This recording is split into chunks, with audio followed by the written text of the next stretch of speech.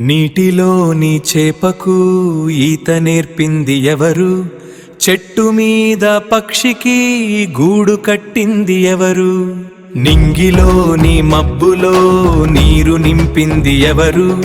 భూమిలోని జీవికి బువ్వ పెట్టింది ఎవరు? సృష్టిలోనంత శక్తియుక్తి నీలో ఉన్నవి. మేలుకో, ఇక మేలుకో.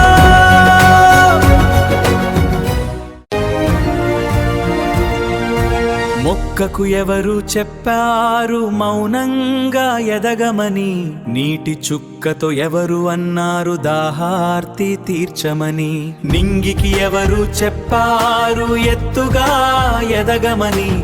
నేలతో ఎవరు అన్నారు భారాన్ని మొత్తం మోయమని? అంతర్లీనమైన ఆసక్తి నీలోనే ఉంది.